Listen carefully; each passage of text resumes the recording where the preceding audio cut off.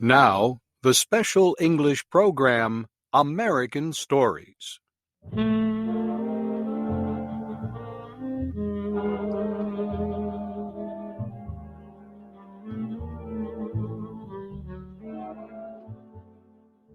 Today, we begin a new series from a book by American writer Edgar Rice Burroughs.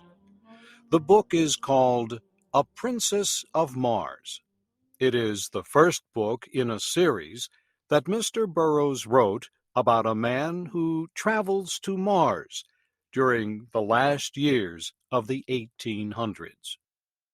There, the man meets strange beings and sees strange sights.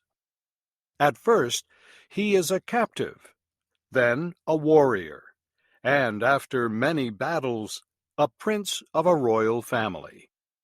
Shep O'Neill begins the story of A Princess of Mars.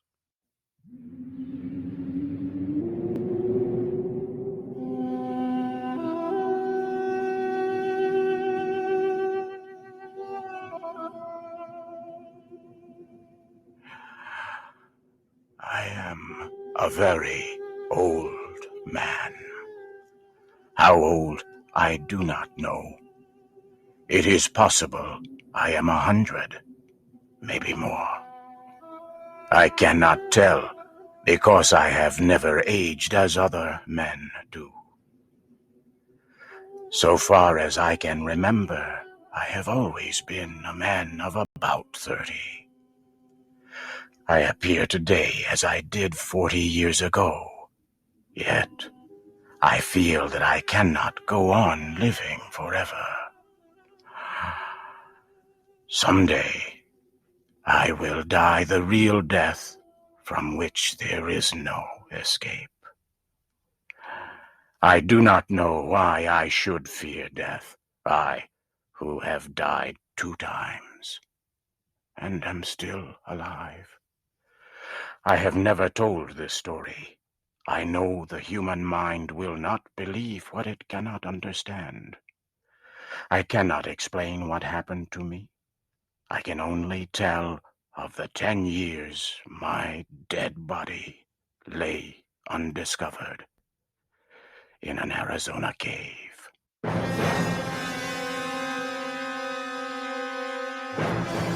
My name is John Carter. I am from the state of Virginia. At the close of the Civil War, I found myself without a home, without money, and without work. I decided the best plan was to search for gold in the great deserts of the American Southwest. I spent almost a year searching for gold with another former soldier, Captain James Powell, also of Virginia. We were extremely lucky. In the winter of 1865, we found rocks that held gold. Powell was trained as a mining engineer. He said we had uncovered over $1 million worth of gold in only 3 months.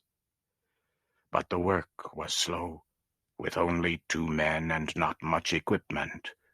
So we decided Powell should go to the nearest settlement to seek equipment and men to help us with the work. On March 3rd, 1866, Powell said goodbye. He rode his horse down the mountain toward the valley. I followed his progress for several hours.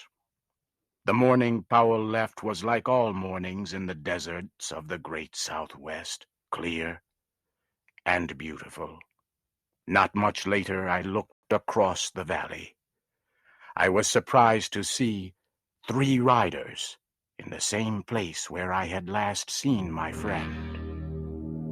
After watching for some time, I decided the 3 riders must be hostile Indians.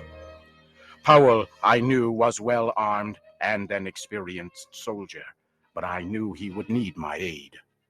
I found my weapons, placed a saddle on my horse, and started as fast as possible down the trail taken by Powell. I followed as quickly as I could until dark. About 9 o'clock, the moon became very bright. I had no difficulty following Powell's trail. I soon found the trail left by the 3 riders following Powell. I knew they were Indians. I was sure they wanted to capture Powell. Suddenly, I heard shots far ahead of me. I hurried ahead as fast as I could. Soon, I came to a small camp. Several hundred Apache Indians were in the center of the camp. I could see Powell on the ground. I did not even think about what to do. I just acted. I pulled out my guns and began shooting. The Apaches were surprised and fled. I forced my horse into the camp and toward Powell. I reached down and pulled him up on the horse by his belt. I urged the horse to greater speed. The Apaches, by now, realized that I was alone and quickly began to follow. We were soon in very rough country.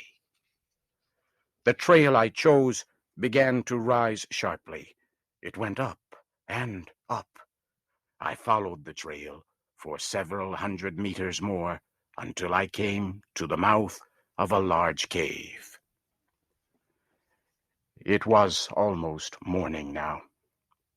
I got off my horse and laid Powell on the ground. I tried to give him water, but it was no use. Powell was dead. I laid his body down and continued to the cave.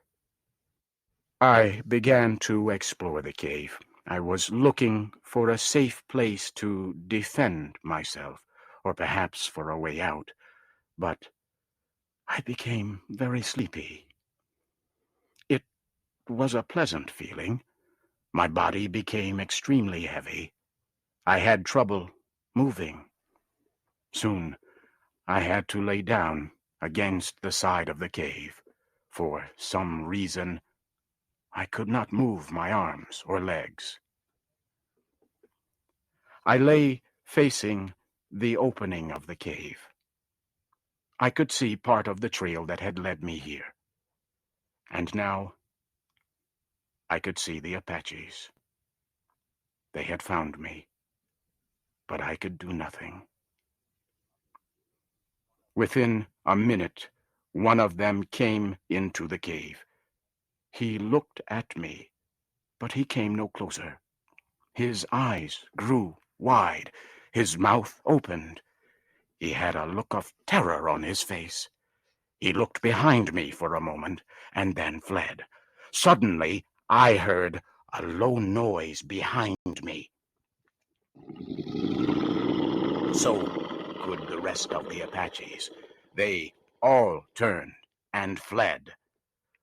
The sound became louder, but still I could not move. I could not turn my head to see what was behind me. All day, I lay like this. I tried again to rise, and again, but I still could not move. Then I heard a sharp sound. It was like a steel wire breaking. I quickly stood up. My back was against the cave wall. I looked down. There before me lay my body.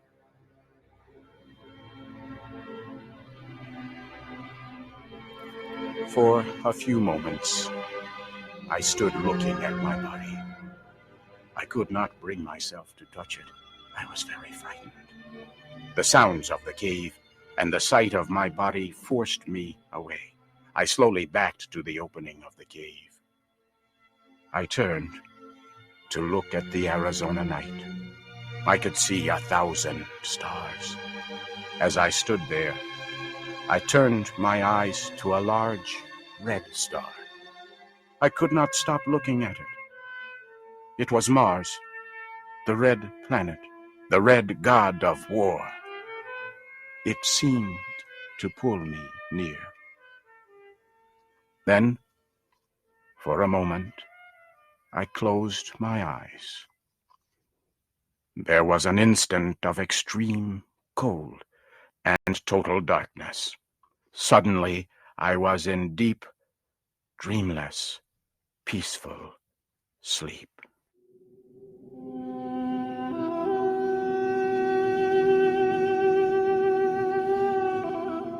I opened my eyes upon a very strange land. I immediately knew then I was on Mars. Not once did I question this fact. My mind told me I was on Mars, as your mind tells you that you are upon Earth. You do not question the fact. Nor did I. I found myself lying on a bed of yellow-colored grass that covered the land for kilometers. The time was near the middle of the day, and the sun was shining full upon me. It was warm. I decided to do a little exploring. Springing to my feet, I received my first Martian surprise. The effort to stand carried me into the Martian air to the height of about 1 meter. I landed softly upon the ground, however, without incident. I found that I must learn to walk all over again. My muscles were used to the gravity of Earth. Mars has less gravity. My attempts to walk resulted in jumps and hops, which took me into the air.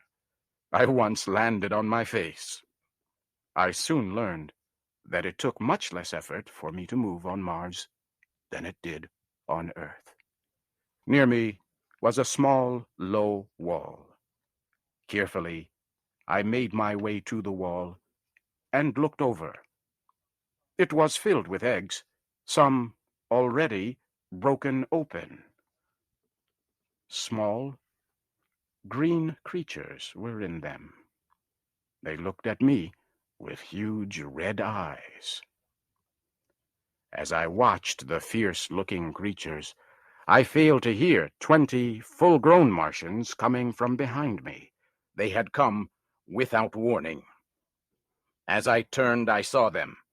One was coming at me with a huge spear, with its sharp tip pointed at my heart.